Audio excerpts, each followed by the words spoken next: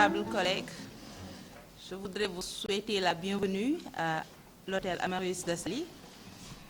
Et comme écrit dans Et en 15 années d'existence, les députés sénégalais n'ont jamais manqué à l'appel à la croisade que notre continent mène contre la corruption. Ils participent également et de manière régulière aux efforts déployés pour promouvoir la bonne gouvernance. Depuis la mise en place du nouveau bureau pour cette législature, plusieurs actes sont posés pour répondre à notre mission de contrôle de l'action du gouvernement et pour nous y préparer. En organisant constamment des rencontres de ce type, mais aussi en allant vers nos collègues de la sous-région pour échanger des expériences afin de renforcer notre capacité à faire face à ces fléaux qui sont la corruption, la non-gouvernance, qui gangrènent nos économies et faire notre développement.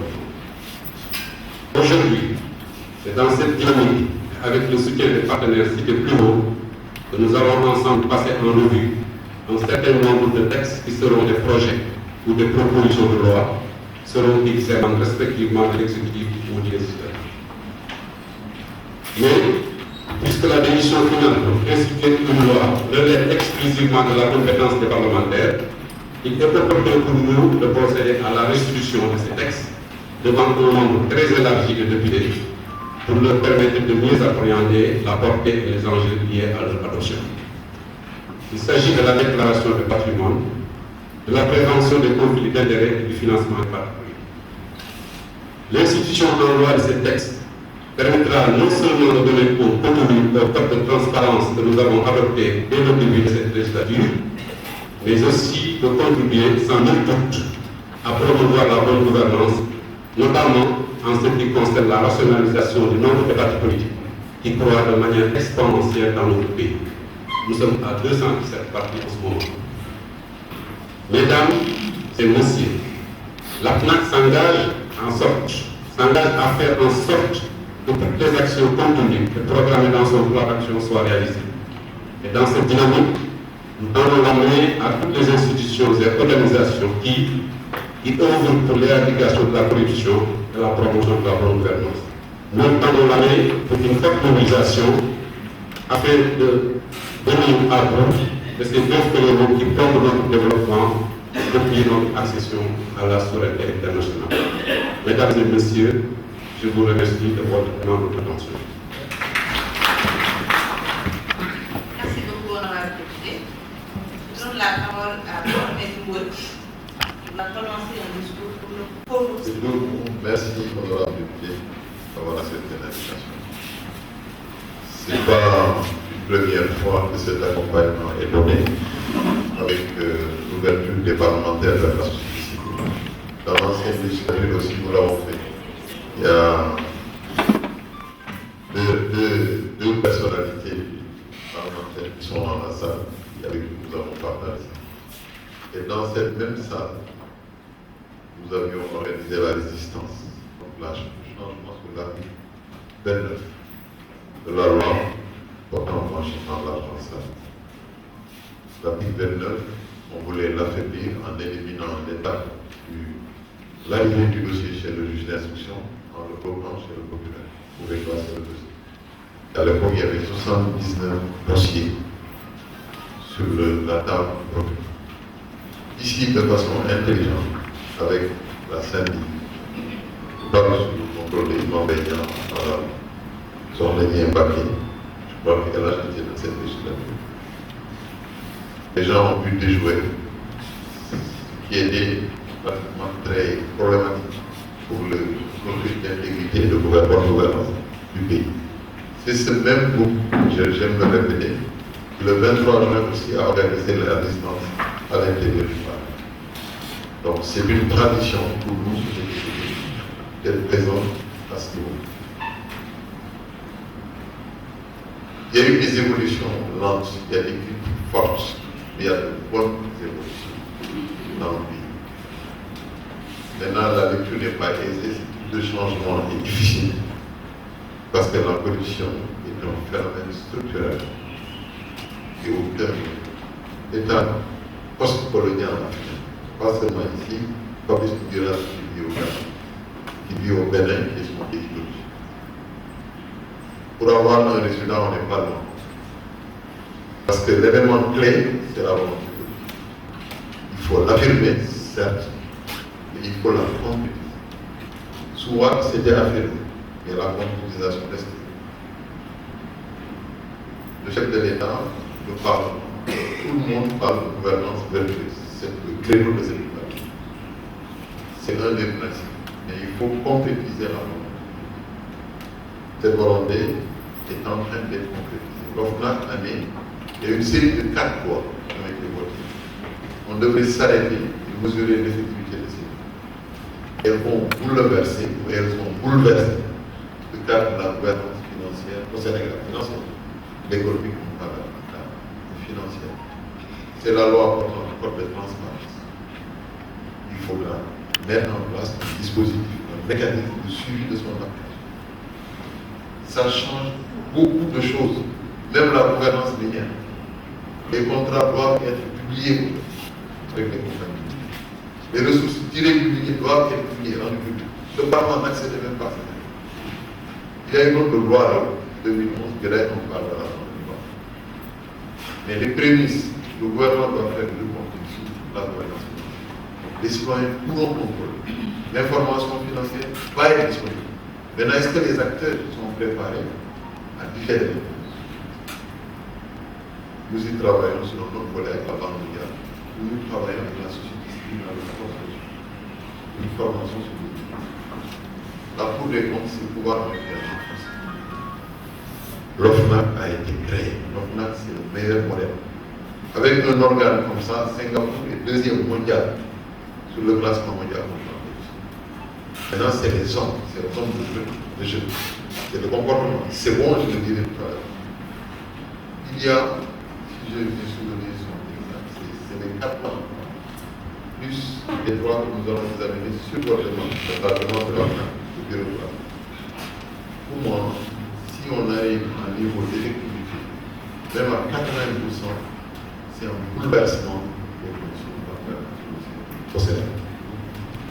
Le deuxième enjeu, c'est un des mandats que vous avez donné à l'Observatoire, et les difficultés. On en parlera tout à l'heure. 3 choses maintenant pour finir. Pour faire reculer la corruption, il faut un cadre normatif, juridique et institutionnel approprié pour nous. C'est-à-dire qu'il faut des lois, il faut des règles, il faut des systèmes de contrôle insuffisants et efficaces. Le directeur exécutif de Moussiba Sarava, probablement, il a vécu lui-même en tant que à la tête d'une structure comme ça, dans un des pays de l'Afrique de l'Ouest, qui a fait un travail remarquable, au moyen d'un an, pour la nous en parler. Deuxième chose, il ne suffit pas d'avoir des lois. L'effectivité des lois, commence dans l'adaptation des comportements humains à ce nouveau cadre normal. Il y aura un volet pas seulement coercitif, mais éducatif, sensibilisation. L'OFNAC devrait peut-être même faire l'objet de panel. Ces lois que vous avez votées, les parlementaires devraient s'engager dans une tournée nationale pour la promotion de ces lois et de l'éthique. Je crois que c'est aussi le rôle du Parlement. Vous avez voté les lois poussées à de l'application.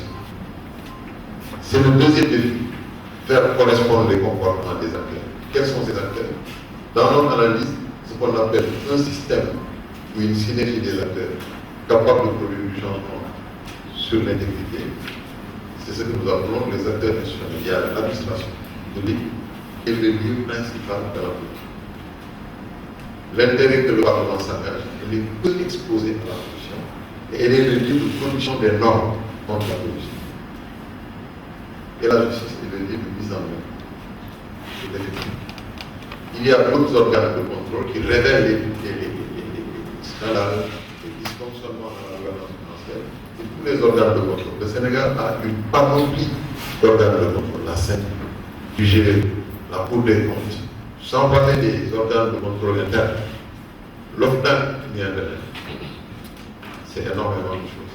Troisième défi, c'est la sanction. Le pays ne sanctionne pas. On commence dans la justice. Il faut s'entourer de garanties de les droits humains et sociaux.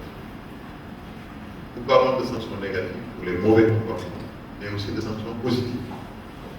L'agent public qui gère bien les dossiers n'est jamais distingué, ni récompensé, ni reconnu dans ses poursuites.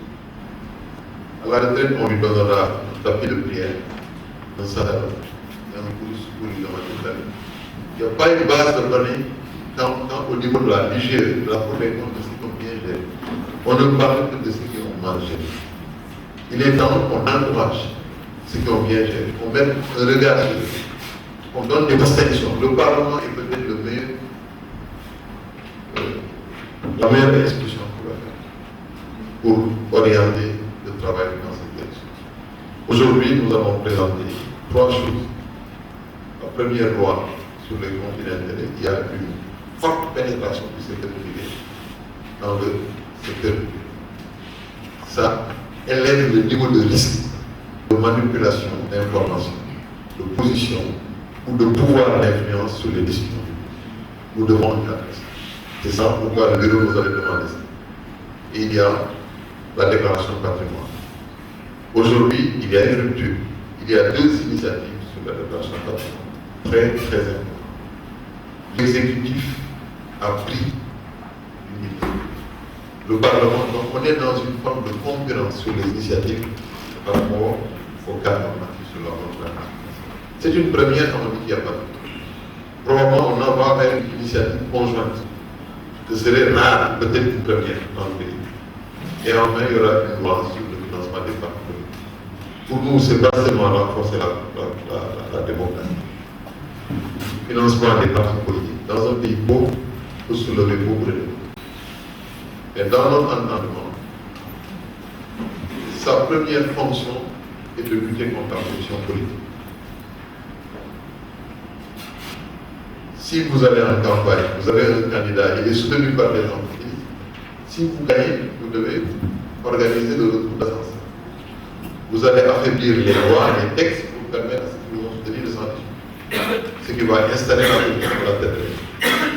Maintenant, ce financement va aider aussi à renforcer la démocratie et le fonctionnement du parti. Mais dans notre perspective, l'argent qu'on perd dans le non-financement de la politique accroît des risques de corruption et affaiblit l'État dans ses tentatives de répression de lutter contre la corruption. C'est l'argument clé qu'il faudra avancer sur ce dossier. Voilà ce que je voudrais dire. Ils vont passer tout à l'heure pour les analyses qui vont préparer. Je voudrais, Madame la Présidente, demander que votre invité qui vient d'accord. Vous avez 2 minutes pour la discussion. Merci. Merci, M. Mbodj, pour ces propos. On peut considérer comme une sorte d'introduction à nos travaux. Je vais maintenant donner la parole à Mme Awoba, représentante de Osiwa. Madame la Présidente, je vais juste dire quelques mots. Vous aurez compris que ma voix m'a un peu lâché depuis quelques jours. Mais c'est juste pour remercier tout le monde, remercier les honorables députés qui sont là avec nous, stratégie et réforme civile. Je rejoins Osiwa et Anissola à temps. J'ai trouvé le Forum civil comme partenaire de Osiwa. Osiwa a été créé en 2000 et c'est un moment compagnonnage qui ne cesse de se bonifier. Et il y a un mois de cela, nous étions en Saly avec vous. Bien entendu, le groupe s'est élargi avec bonheur. Et nous étions toujours dans cette même dynamique qui est de travailler ensemble pour renforcer les instruments de transparence et de redevabilité au Sénégal. Donc, c'est avec plaisir que je me retrouve ici aujourd'hui encore avec vous. Au nom de Osiwa et au nom de mon directeur exécutif qui va nous rejoindre un peu plus tard, je souhaite à toutes et à tous la bienvenue. Et encore une fois, je remercie et le Forum civil et l'Assemblée nationale du Sénégal et toutes les institutions du Sénégal pour la confiance placée en notre fondation, Osiwa, qui non seulement est une organisation qui travaille avec la société civile, mais aussi avec toutes les institutions étatiques qui œuvrent dans la bonne gouvernance et dans le renforcement de l'état de droit ici au Sénégal et en Afrique de l'Ouest. Donc je vous souhaite d'excellents travaux et j'espère qu'au sortir de ces 2 jours d'atelier, nous serons encore et le Sénégal sera mieux outillé pour définitivement s'ancrer dans le chemin de la transparence et de la bonne gouvernance. Je vous remercie. Merci beaucoup, Madame Awaba. Je donne maintenant la parole à Fabrice Fonsi. Je ne sais pas si j'ai bien prononcé. Fonsi. Fonsi, voilà. Fabrice Fonsi, représentant de APNEC Accra. Merci Madame la Vice-Présidente. J'aimerais aussi souhaiter la bienvenue à tous les honorables et dire merci au nom du Sénégal. Madame la Vice-Présidente, Monsieur le Président du réseau APNAC Sénégal, Monsieur le Coordonnateur général du Forum civil, toute son équipe d'ailleurs, Madame la responsable des programmes au SIWA, bureau au Sénégal, honorables députés, honorables membres, chers amis de la presse, mesdames et messieurs, c'est pour moi et pour tout le centre parlementaire un réel plaisir à la fois et un grand honneur de prendre part à ce séminaire technique qui regroupe un si grand nombre d'honorables et de parlementaires sénégalais qui ont à cœur justement la transparence dans la vie publique et qui sont aussi soucieux de la gestion, la bonne gestion des affaires publiques dans un climat de confiance entre tous les acteurs impliqués et ceux à tous les niveaux.